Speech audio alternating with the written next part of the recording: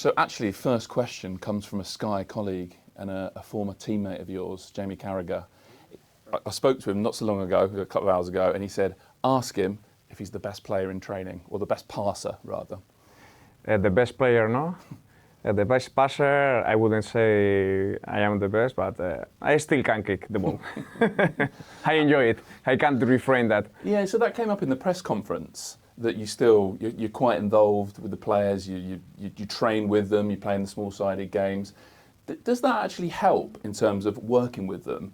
I just wonder, nothing you're asking them to do, you can't do yourself. So maybe they see that example, and that actually helps you to get your ideas across a little bit? Well, for me it's important to create that connection with the players, that they understand why we do things, and if some of them they are in that process to learn, I am happy to help. But yeah, I feel natural, I feel close to them. I like to have the impact during the week that we are preparing well, and some players they are already the final product, they are already learn so much. Other ones they are young and they need to take steps and to learn things. So for that we are trying to train every day hard, and I like it that way. So I was looking at it, and it feels to me, I don't know why this is, that you only left the Premier League 5 minutes ago. Your last game in the Premier League was 17 years ago. Does that feel odd to you? Does it feel like it was more recent than that? You, as you said, it's a long time, but it still feels so fresh, because I have followed, even since I left, I have always followed the Premier League, all the clubs, and I have been really, because many people, really close friends, they have been in the game, so I have followed a lot, but now to be back and on the pitch, it's going to be exciting. I have this sense, and again, I don't really know why I have it, that I always felt like you were going to come back, like you were comfortable in this country and in this league. Is that fair? Is that right? I love the game. I really enjoy football, and I really have good memories from playing in the Premier League. So I knew that, or I wanted at one stage to feel back those memories. Now, the good ones are as a player. Now, the other ones are as a manager. And the thrill of the game, the intensity, the excitement, the competitiveness of the Premier League is now as high as ever. And to come here to face this challenge, it's something that motivates me a lot. How do you think the league has changed? Because listening to the little bit you said there, other interviews, you seem like a real student of the game, and you must be to coach at the level you're coaching. So from the Premier League you walked into to what we see today? Well, it's changed a lot. I think that at that times, probably the gap between the top teams and the rest of the league, the teams, was bigger. Now I would say that this gap has reduced a lot. So even there are more top teams that there used to be. And that means that the resources of each club, they are bigger. The clubs, they prepare very well. They are very professional. They are very sophisticated. The standards are really high in all the 20 clubs of the Premier League. Top coaches, top players, modern players, that they are able to play on a top level, in a high level during 90 minutes. That for me is the biggest difference to other leagues comparing, and that's why it's so tough. It's game, and we will have to give our best for each one. I just wonder, I'll be interested to hear what you think about this. Does the Premier League we see today, with a lot of focus on tactical detail, like way more than when it started in 1992, does that begin around about the time that you came to the Premier League in 2004? I feel like because obviously that's when Mourinho comes here, it's when Benitez goes to Liverpool, and I feel like that is, well, maybe that's the beginning of a more tactically focused Premier League. I will have to have lived the previous era when there was not that much tactical approach, but I certainly remember that those years were really challenging in terms of preparation. It was not just go and play. It was about preparing. Rafa for sure, he loved that, and those years helped me a lot to improve not just my football, my understanding of the things.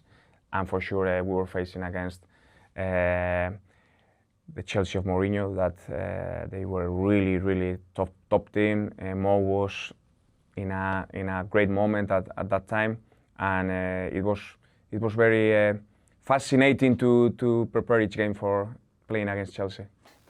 I just wonder, is the Chelsea of that era in your mind at all now? I know it's different times and... Absolutely, it's changed, but I do remember the feeling of coming to Stamford Bridge, and you felt that, wow, we come to visit this tough team, that they are so competitive, that they are the ones to beat, and that feeling that it was really tough to play in Stamford Bridge, it's something that is still fresh in my mind, even if it's, like you said, 17 years.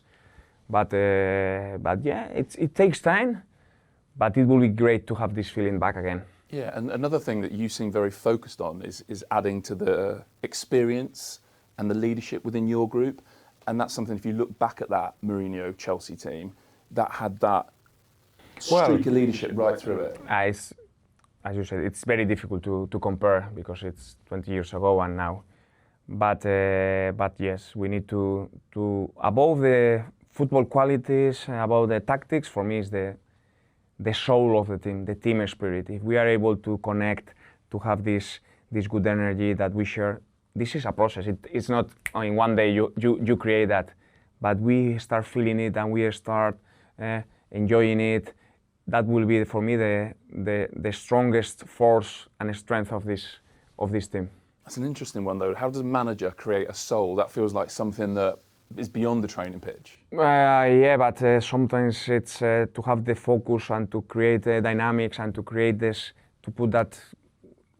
When you focus in one thing, you tend to improve those things. When you don't focus that much, maybe they are not that important. But for me, this is very important. But as I tell you, this is a process, takes time. But I'm sure that what we started will get better with the games. So do you think sometimes in the media there's too much focus on, for example, formation? No, there's a lot of that sort of three at the back, but we take a lot of focus on that as well. Yeah. So it's not that only on this thing and we don't take focus, but it needs to, for me, to create a top team, a good team is with one thing. The excellent teams, when they share both things, and we need to. I really enjoy as well the football thing, to understand the process, the formation, the movement, the approaches. I love that part, but this other part is not that tangible, not that easy to understand, but you see that in a team when a team has that soul, that power, you recognize that. So do you think in terms of formation and approach, you will be flexible rather than having one idea, this is what we do, you'll adapt sort of game to game? Yeah, we tend to, more than in a picture, to have principles that we are in movement, and those can be in one formation, in the other formation. We have players that they have flexibility enough to play in different ones, so that gives us possibilities to prepare with our own identity. Because there's been a lot of sort of, I've certainly read quite a bit on whether you'll play three at the back. Certainly looking at pre-season, it looks like you will at times, but equally you see lots of different teams. Certainly in possession, the defensive midfielder will drop in or a fullback will come around. So lots of teams are playing three at the back in certain parts of a match. Yeah. So it's you see each team it's now so